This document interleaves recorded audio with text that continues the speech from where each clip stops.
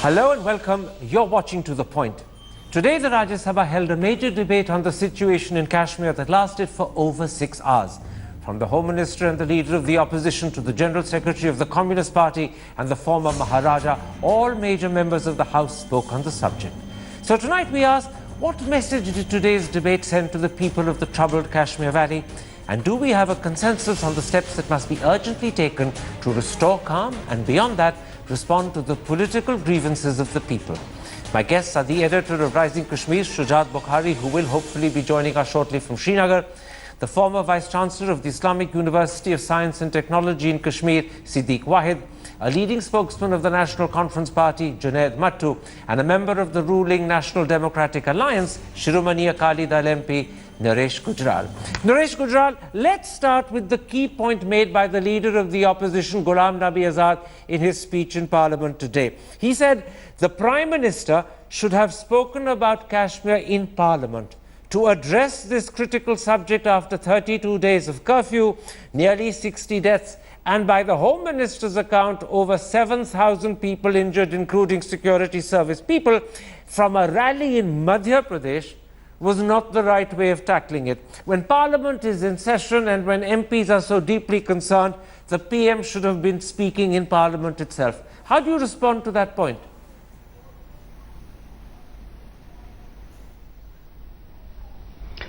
I think Mr. Azad was just trying to play political football. This is an important issue, and the Prime Minister addressed it from a rally.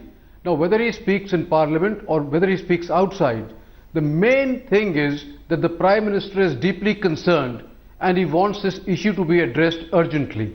So when Mr. Azad says things like that, I think that he's only trying to score political points. Junaid Mattu, it's not just that the Prime Minister spoke from a political rally and not from Parliament. Today, he found time to be present in the Lok Sabha, but he didn't attend the Rajya Sabha where the debate on Kashmir was happening even for a minute, although that debate went on for over 6 hours. What message does that send to the people of the valley? A very negative message, and might I add to something that Mr. Gujral has said.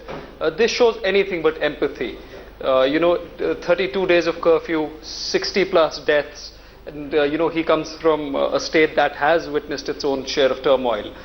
Kashmir has been burning since more than a month. The Prime Minister's lip service or this recycling of this cliche, Insaniyat, Jamhuriyat and Kashmir as well, won't help anymore. I mean, Karan, when Mr. Vajpayee talked about Insaniyat, Jamhuriyat and Kashmiriyat, he followed it up by a humane political policy. He reached out to the Hurriyat. He took confidence building measures. Now we can't keep going one decade to the next, just repeating this term as a cliche and expect that we will see wonders in the valley. Okay. So I don't think that the Prime Minister speaking from a rally or the fact that he did not attend the Rajya Sabha debate is more negative than the fact that the Prime Minister's content of the speech in Madhya Pradesh was disastrous. I mean, people are not dying for laptops.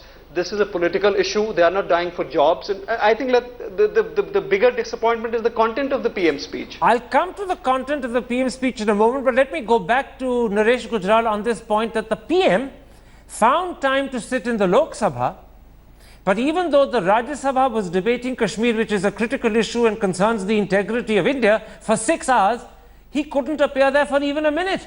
What do you make of that?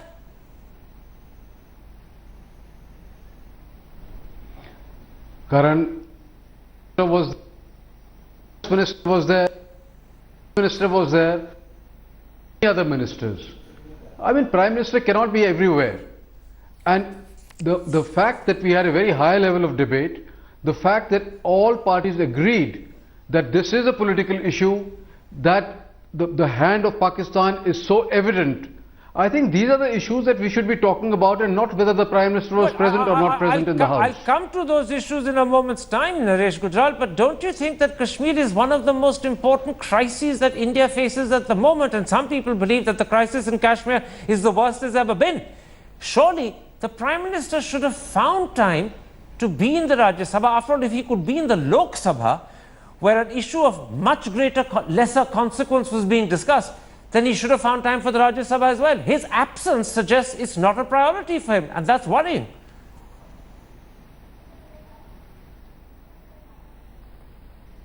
I don't agree with that at all. The whole government is worried, every party is worried, the country is worried. So I don't think that Prime Minister coming to Rajya Sabha or not going there makes a major impact as far as Kashmir is concerned. The main issue is how quickly do we start talking there, who do we talk to, and the fact that the entire body politic today feels that Kashmir is an integral part of India and dialogue process must begin immediately. Let's then come to the content of the Prime Minister's message when he spoke at that rally yesterday. Sujat Bukhari, although the Prime Minister did mention the word dialogue, do you feel that the emphasis of what he said from Madhya Pradesh was on development and jobs rather than responding politically and emotionally to the feelings of alienation the Kashmiri people have? Hello. Yes, Karan? Sujat, did you hear that question? No. So could you please repeat it?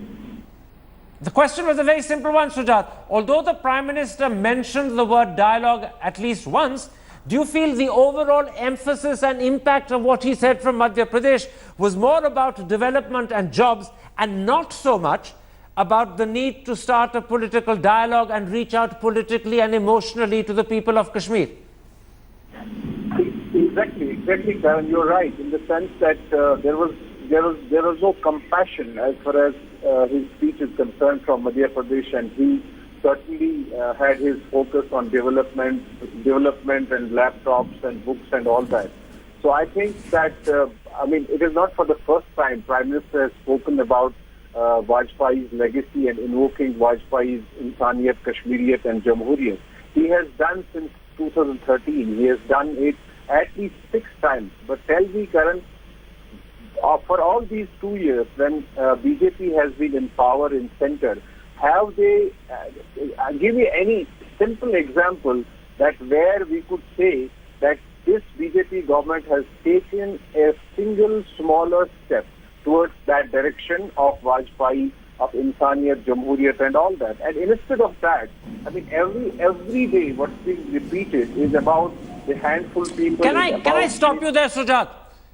You are in Srinagar. You've had roughly 24 hours to make some assessment of how the Prime Minister's speech in Madhya Pradesh went down with the people. Do you have any idea how the ordinary Kashmiri has responded? I know for the record that Sajjad Lone told me yesterday and Naeem Akhtar separately said to other channels that they are very happy. But what about the ordinary people? How did they receive and how did they respond to the Prime Minister's speech?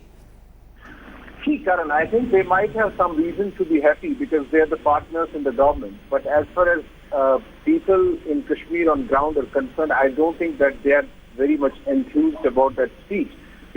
Not only because of the fact that there was no certain political message in that speech, but also because of the fact that the past record of center vis-a-vis this problem in Kashmir has been very bad. I mean, they have the record of appointing the interlocutors.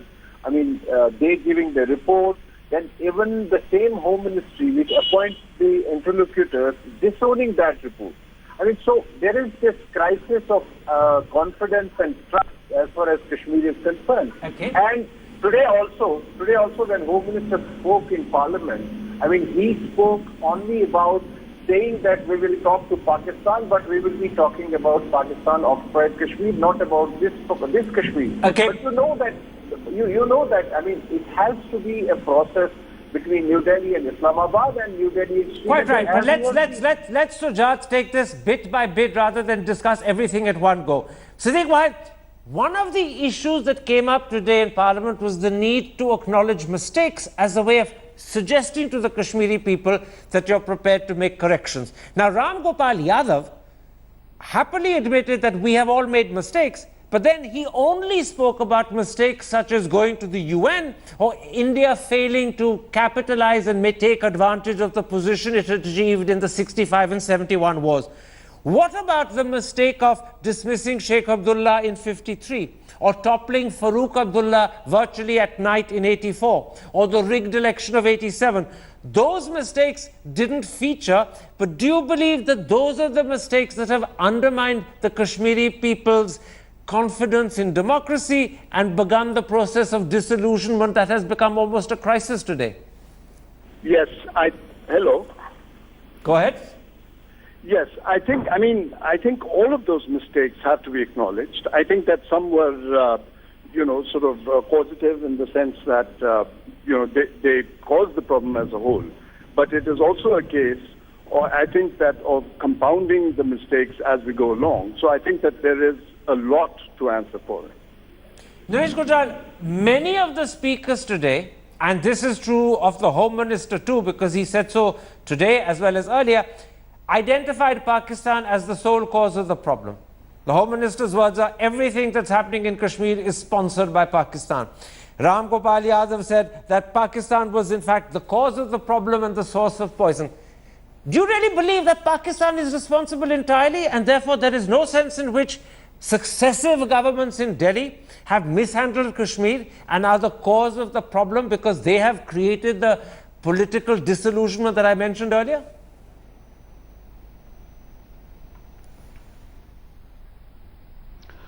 Karan, I would be dishonest if I did not acknowledge that mistakes were made in the past by various governments. That is a political reality. But at the same time, it is a fact that this is a proxy war by Pakistan. We have experienced this in Punjab before, and now this is a full-fledged war against India by Pakistan. It's ISI, it's their other agencies who are fueling this. And the sooner we accept it, the better it would be for the country. You're broad-minded and generous and thoughtful enough to concede mistakes were made. But do you think enough people conceded that in the Rajya Sabha? Because, the Kashmiris do want an acknowledgement that mistakes are made before they believe you're capable of correcting them. If that acknowledgement doesn't come properly, you're not going to build faith with the Kashmiris. Do you think enough people conceded today that mistakes, and sometimes very serious mistakes, were made?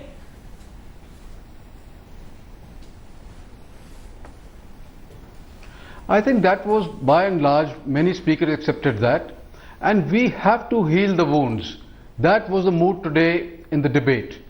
That whatever mistakes have been made, now there are people, there are children, and how do we reach out to them in the shortest possible time? Junaid Mattu, the truth is that Kashmir has periodically erupted with unrest since the troubles began in 1990. And this raises a key question. Are we responding wrongly? Are we guilty of treating Kashmir as a law and order issue rather than recognizing and responding to the alienation people feel? And this is why blaming it all on Pakistan becomes an issue of concern, because it suggests you're turning a deliberate blind eye to the alienation. Right. Absolutely. I mean, nobody can put it in a better, more eloquent manner than you just did. When we talk about August 9th, 1953, we are not trying to live in history, live in the past. We are trying to highlight the fact that the genesis of the political disempowerment of the sentiment in Kashmir happened in 1953. And that is what we have to focus on. If that is the genesis of the problem, and we talked about 1989, we talked about what happened in 84 when the government, an elected government, was toppled. These are not just mistakes. These are criminal blunders that the state of India has committed, and because of these blunders and these constitutionally illegitimate mistakes, if you may, India has the morality of the Indian state vis-a-vis Kashmir has faced a serious corrosion. Once we admit that, we need to move forward and understand that when the youth of Kashmir are asking for Azadi, I am a mainstream politician, but why should I lie? They are not asking for some sort of, youth empowerment or some sort of benevolence from New Delhi, or laptops or jobs or dreams or rhetoric from the Prime Minister. They are talking about secession from the Union of India. As a mainstream party, rightly or wrongly, we have put forth a solution, and we've always stuck to it, that the restoration of internal autonomy within the Constitution of India is a feasible solution. Okay. And other solutions are out there, but the root, the crux is the same, that there is a robust sentiment of ethnic nationalism in Kashmir, and unless and until you address that, no amount of finger pointing towards Pakistan will help. It's fine, we might score tactical diplomatic points by blaming Pakistan, sending dossiers. I don't hold the brief for Pakistan. Pakistan has committed its own share of atrocities in Kashmir. But the root of the problem is not Pakistan. Pakistan might be guilty and culpable of exploiting the problem in Kashmir, but Pakistan is not the root of the problem. Unless and until we acknowledge that with the courage of our conviction, we show statesmanship in admitting that, we exhibit magnanimity in admitting that, nothing will improve in the valley. Siddique Wahid, last month, in an interview that he gave me, Mr. Chidambaram said that the real problem is that India broke what he called the grand bargain when Kashmir acceded in October 1947. His words were, we broke our promises, we failed to keep faith. And effectively, in the Rajya Sabha today, Sitaram Yechuri made precisely the same point, almost in so many words. Are they A, correct? And if they are correct, is this a critical truth that has to be accepted if we're going to then move on to solve the problem? Because without accepting it, you can't solve the problem. Correct. I think that the answer to both your questions is yes, and yes again. And the whole thing is that, and the recent events, I think, have shifted now the debate. We have seen autonomy, we've attempted autonomy, we've attempted 1953, and all of those have been failures, as you were pointing out a little bit earlier. And I think that the debate has shifted. We need to accept that and to say that it is all on the table. I think part of the problem is that the structure of politics in J&K state has to change, and this has to be recognized by Delhi. And I think that the other thing that has to be done is that the entire mindset has to change as to how we address it. And unless that is done, I think we're getting deeper into problems. Sujat Bukhari, Siddique Wahid is an intellectual who intellectually believes that there could be some kernel of solution in the acceptance of the analysis Mr. Chidambaram gave me last month. But how is that analysis gone down with the people of Kashmir? And I ask, because Mr. Chidambaram, I know, didn't say these things when he was Home Minister. So many people will say if he's saying it now when he's not in power, it's a meaningless thing to say. And secondly, he's been criticized by his own party. The government has criticized him severely. And today, although he was present in the Rajya Sabha for a while, he kept completely quiet. He made no effort to stand up and join the debate, leave aside, say these things in the parliament itself. So how has this analysis gone down in Kashmir? See, Karan, I think when Chidambaram said this, I don't think it was taken that much of note in Valley, because you know that, as you yourself said, that when Chidambaram was in power as Home Minister of India, the most powerful Home Minister, he did not do much as far as Kashmir is concerned, and he said that he couldn't do anything as far as APSPA is concerned, in spite of being the Home Minister, and there was a lot of pressure from the Defense Ministry. But in any case, I think that at that time, also in 2010, when he was Home Minister, he said that Kashmir is a unique problem and it needs a unique solution. And it was on the floor of the parliament, he said. And I think it was in that backdrop that when interlocutors were appointed. But when he was Home Minister for 7 months, he did not do anything on that report. But question is that at least, even if someone doesn't do anything when he's in power, but at least there is some realization, because he's a Home Minister who has held an important position. But unfortunately, the Congress disowned his statement. Okay. And Congress should have at least, acknowledged what Chidambaram said, because Congress is the mother of all ills in Kashmir.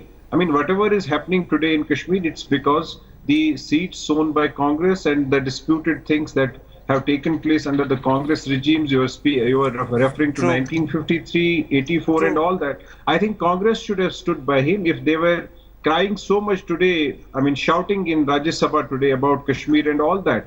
But at the same time, they should have also realized the fact that whatever is happening on the ground in Kashmir is because of the problems which are here because of Congress, and they should have, I think, owned the statement given by Chidambaram, and then I think it would have much better impact on the ground.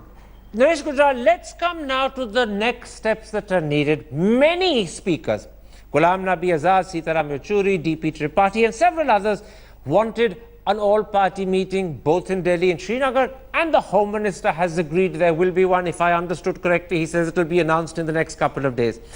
Many speakers also asked for an all-party delegation to be sent to the valley, and there the Home Minister was open to the idea, but he hasn't said precisely when. He sort of suggested it needs to be worked out with the Chief Minister, groundwork needs to be done, an appropriate time needs to be chosen. Do you believe these two steps, an all-party meeting in Delhi and Srinagar and sending a delegation, an all-party delegation, are good, sensible responses?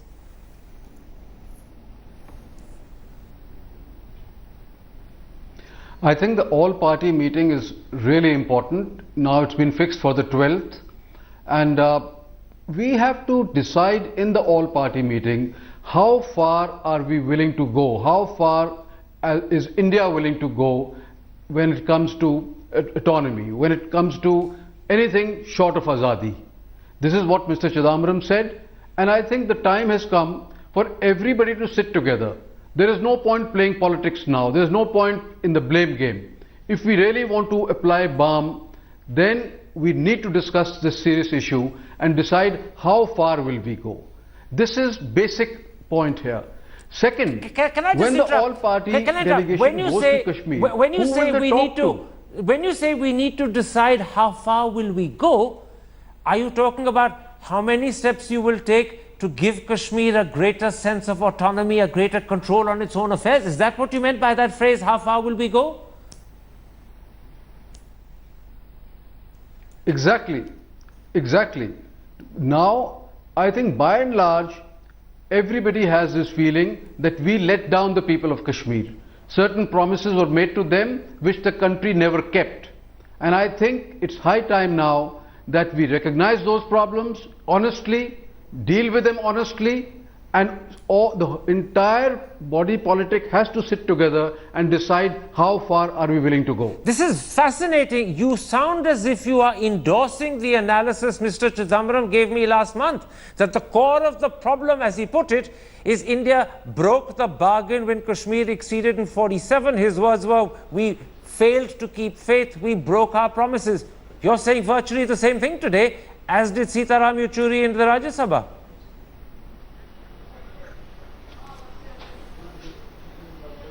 Well, what I'm saying is, the kind of politics that we have followed in the past have not got us any results. We continue to pour in billions of rupees there. The army has been sitting there for years now. So many people have died, innocent people are dying, children are suffering. Some out-of-the-box solution is required. Okay. And for that, we have to all sit together. No one party can take a decision in isolation. Junaid Mattu, very quickly on this question of an all-party delegation going. Last month, your working president and former Chief Minister Omar Abdullah said to me that because the interlocutors and their report during the UPA time had been ignored, if an all-party delegation were to now go to Kashmir, the Kashmiris would view it as a gimmick and as a meaningless step. And then Omar Abdullah added, he probably himself wouldn't meet the all-party delegation because he'd deem it to be a waste of time. Is that how your party would view the idea of sending an all-party delegation? Because it looks now as if when that all-party meeting happens on the 12th, this could be the next step in a couple of weeks. Well, that's because of experience. When the last, gesture of a similar kind happened, we found out that this was just a buy time. We heard eloquent speeches in the Rajya Sabha today from the leader of opposition. But the fact of the matter is, when it is less politically expedient, even for the Congress party, to ask for a resolution of the Kashmir issue, they remain completely silent. And this political musical chairs phenomenon on Kashmir has to stop. Why did Congress not speak up for the implementation of the Sagir Committee report, for the implementation of the working group report? Let's not keep going back into the past. I'm now asking you a critical question about an all-party delegation that could be visiting Kashmir in a couple of weeks' time. Will you still view it as a gimmick and meaningless? Will Omar Abdullah still refuse to meet them? Answer that.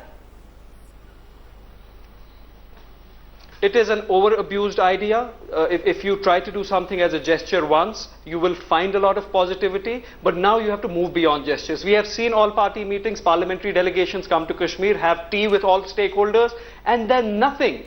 The union government, the past UPA government, disowned its own interlocutors' reports. It sent interlocutors to the Kashmir Valley, they gave a detailed report, and they threw it into the dustbin. So please allow the people of Kashmir, the stakeholders of Kashmir, with all their imperfections, some amount of cynicism and lack of faith in such measures. Quite right. You're therefore endorsing the view that Omar Abdullah gave me last month, and you're saying that nothing that's happened today, nothing that you've heard since then, changes that position. But let me come back to you, Professor White, because now, in addition to P. Chidambaram, you heard Sitaram Yechury saying the same thing in the Rajya Sabha, and very clearly, that is what Naresh Gujral is saying. And although Naresh is not part of the government, he is part of the National Democratic Alliance, and his voice is a voice of importance because clearly the Home Minister will hear him as an ally, not as an opponent. So if you now have three top MPs from three different parties saying that yes, the beginning of the solution is the acceptance that we broke the grand bargain, we failed to keep our promises, does that suggest to you that there could be a change taking place in the way critical parties in Delhi look at it? Maybe not the government as yet, but critical parties? I think, I mean, I don't want to say that I'm cynical about it, but I'm a little bit skeptical about it because it has happened time and again in Kashmir. 1990, everybody panicked and we said we must talk. The army was rushed in, big things happened, nothing happened. The parliamentary party came in, the all-party sort of parliamentary delegation came in 2010 and nothing happened. The point is that at this point... Can I say something? At none of those points were people like Chidambaram or Naresh Gujral or Sitaram Yechury, and those are top politicians, suggesting that the problem is we broke the bargain. Correct. That admission, that recognition that we broke the grand bargain is new. I think that is new if it means that let us first of all, let us define the problem in the correct perspective. And I think that is being said to a certain extent. And I think the next thing is, okay, then can we now discuss the prescription?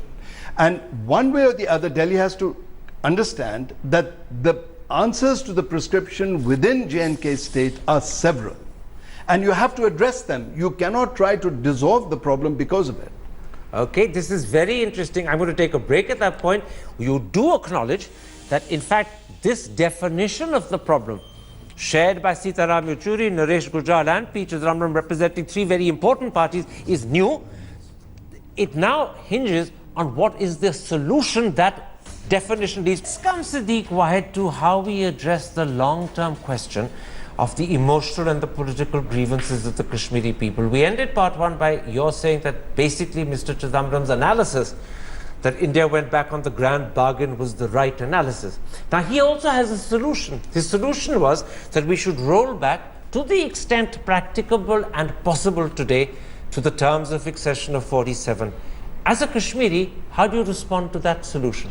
See, in a sense, it's music to my ears when I hear 1947, because I think that, but then the full impact of that cannot be sort of, truncated by what the words that you ended with, how Chidambaram sort of qualified his statement, if you will, to the extent practicable. Because what does 1947 represent? 1947 represents a lot of things, but two, I think, key things, and that is that this is a discussion about the state in its entirety, number one. The other three things, actually. The number two is that then there is a discussion between India and Pakistan on that score. But most importantly of all, it means that the voice or the voices, call it whatever you will, of the people of the state enters into the picture front and center. And these three things cannot be denied. Naresh Gujral, in essence, Kashmir, when it acceded, and this was a point made by Dr. Karan Singh, who was the Maharaja's son, acceded on three terms: defense, external affairs and telecommunication. Some people also include currency and make it a fourth. Do you believe it is possible today, nearly 70 years later, to roll back extensively to that position? Not entirely, but extensively. Mr. Chidambaram believes you can have asymmetric distribution of powers to different states. Do you believe that's possible? Karan, I don't think, I think it's in contrast Oh, no, to that's that, true, that's true, that's true, that's true. Naresh I Gujral. don't think that much is possible today. Go ahead. Naresh? As I said, I don't think that much is possible today. But can you hear me? Yes, I can. Go ahead. Please go ahead.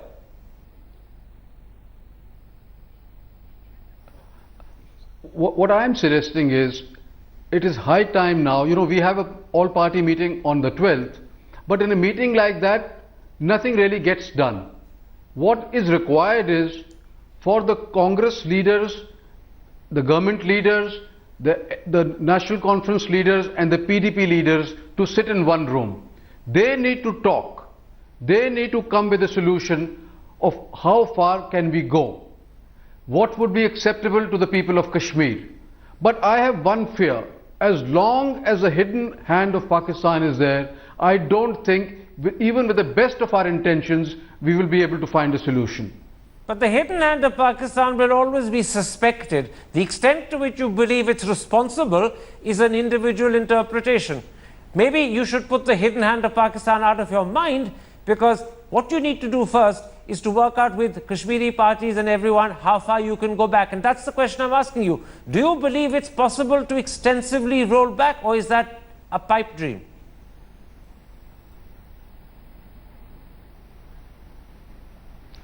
I think the whole hog is a pipe dream, but to the extent possible can only be decided by the political players who are involved. That is why I am suggesting that these four parties should have extensive discussions, just as the Prime Minister and the Finance Minister had extensive discussions when now the tax reform took place. I think in a similar manner they need to talk. Because when you have 20 parties sitting around the table, then no solutions are really found. Junaid Mattu, Kashmir exceeded, as I said a moment ago, in terms of defense, external affairs and telecommunications. Some people add currency as well. Since then, the Supreme Court, the Election Commission, the Controller and Auditor General, just to take those three, have extended their cover to Kashmir. You also have a huge technological revolution in terms of telecommunication, which covers Kashmir. Does it make sense to try and roll all of that back? Or would the Kashmiris, in their own interest, be happy to retain much of this? Not all, but much of this. Well, let's be practical, but let's also understand that this is a very evocative issue. When we talk of 1953, let 1953 be a point of reference, and we have said this countless times in the past. Let 1953 be a point of reference, a starting point, and then let us evolve contours of a process, a political process, keeping our eye on the ball, having a profound sense of history and a sense of justice in our hearts. When I talk of the pre-1953 status, I understand that, a lot of water has flown under the bridge, and the global scenario, the strategic scenario around the state of Jammu and Kashmir has changed intensely. But then we talk about political evolution. Let that be a reference point. I hear Naresh Gujral speak. He's a very eloquent, a very empathetic politician. But then I also come from other news channels and I hear BJP national spokesperson say that 1953 is out of the question. There will be no constitutional change and there will be no talk of autonomy with the people of Jammu and Kashmir. So should we take what the BJP spokespersons say seriously, or I would love to take what Mr. Gujral says seriously, but I just came from a show where the BJP national spokesperson said that the party is unanimous on the fact that there will be no talk of autonomy, no talk of the pre-1953 status, and that is extremely disheartening. Absolutely, and the different divergent voices you hear at least add for confusion, if not, as you say, disheartenment. But Sujat Bukhari, when these talks happen, and these talks have to happen, do you think it's also important for Delhi to be talking to the separatists, to the Hurriyat? You can't exclude them, and you have to find a creative way of involving them. Or do you think it's okay to leave them out? Karan, I think the talks have to start with separatists. I don't think the talks should start with the mainstream political parties who don't have any problem as far as accession of Jammu and Kashmir to India is concerned. I mean, that is not going to help you. That's not going to actually take you anywhere, because they don't have any problem. And today the mainstream parties, Congress, PDP, National Conference, they are all hiding for that matter. I mean, they don't go to the people. So I think that talks essentially have to begin with the separatists who claim that they actually represent the dominant political sentiment on the ground. That's very And clear.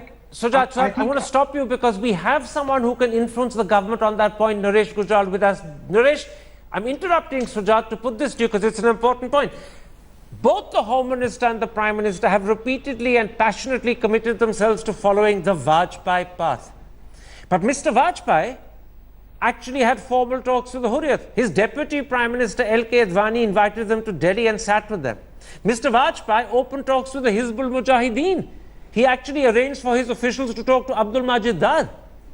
Do you think Mr. Modi, if he follows the Vajpayee path, will be willing to talk to the separatists as well? Because that's a critical part of the Vajpayee policy. Is it part of Mr. Modi's strategy?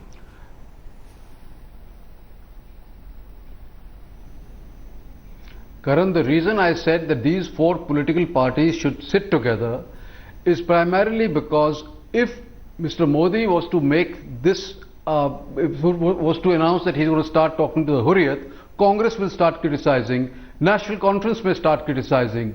Let them first meet together and decide who they should talk to, what would be the contours of the talks, how far can they go. That is why it is important that first these four major players should talk amongst themselves. Okay. Because then there should be no criticism and no political football being played. I'm going to end with you, Professor Wahid. What you heard from Naresh Gujral, although he's worded himself very carefully, is an openness to even talk with the Hurriyat, provided Mr. Modi can get the support of Congress before he does so. And presumably, unless Congress is being terribly hypocritical, they will support it, and certainly the National Conference will support it. So if the voice of Naresh Gujral is representative of thinking in the government, and he is a critical member of the NDA, does that give you a small glimmer of hope?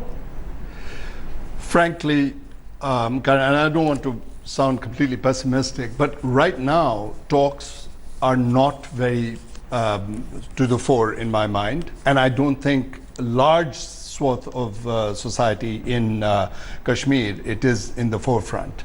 And I think that it has to do with the fact that what is it, how are we defining the problem? The thing that I said. And as you hear, Mr. Gujral rolled it back and said, listen, some things are not possible at all. That's a huge conditionality. And there is a voice within the valley that says we want an independent sovereign state. I mean, whatever it is. But you cannot say, no, we're not going to hear that either. You know, so I think that talks to me seem very distant. Right now. We have to have the ability to listen to what is being said, number one. And number two, most importantly, which we haven't mentioned up to now, stop the killing. Okay. And stop the mayhem. Absolutely. We're going to have to end at that point, but you're absolutely right. The killing has to stop. Those pellet guns cannot be used extensively. Absolutely. My thanks to you for coming to the studio. My thanks also to all my other guests. If you have been, thanks for watching. Goodbye. Good night.